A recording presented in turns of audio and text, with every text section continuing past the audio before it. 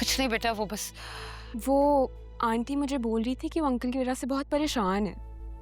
बाबा की वजह से परेशान है? क्यों, क्या हुआ है, क्या बात है? कुछ नहीं बेटा, वो बिल्कुल ठीक है।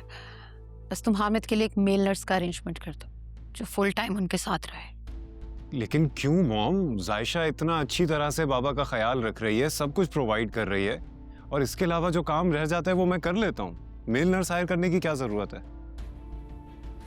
बेटा तुम जायशा को छोड़ो, जो मैं कह रही हूँ ना वो सुनो। लेकिन मॉम हुआ क्या है आखिर, ये तो बताएं।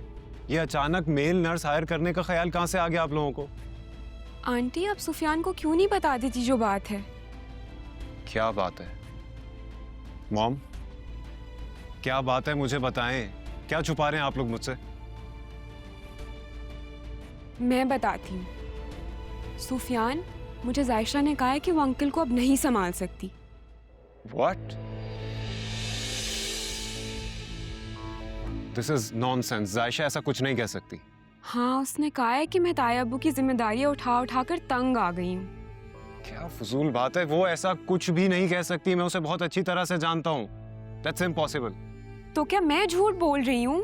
ये सब मुझे नहीं पता, लेकिन मैं इतना जानता हूँ कि वो बाबा को अपनी खुशी अपनी मर्जी से संभाल रही है। वो ऐसा कभी नहीं कह सकती। सुफियान, जुहा बिल्कुल ठीक कह रहा है। जायशा ने मेरे सामने ये बात की, इसीलिए मैं तुम्हें मेल नर्स रखने का कह रही हूँ। लेकिन मॉम, जायशा तो खुद अपनी खुशी से संभाल रही है बाबा को, वो ऐसा क्यों कहेगी? शौक और जिम्मेदारी में फर्क होता है सुफियान। जायशा ने भी शुरू शुरू में दिखावे के लिए हामिद को संभाला था, लेकिन अब वो हामिद का बिल्कुल ख्याल नहीं रखती।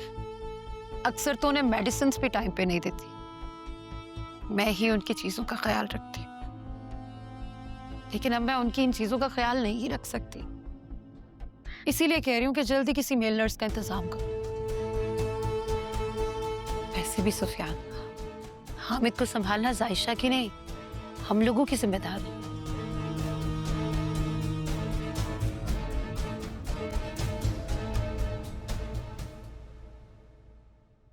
कहाँ जा रहे हो तुम?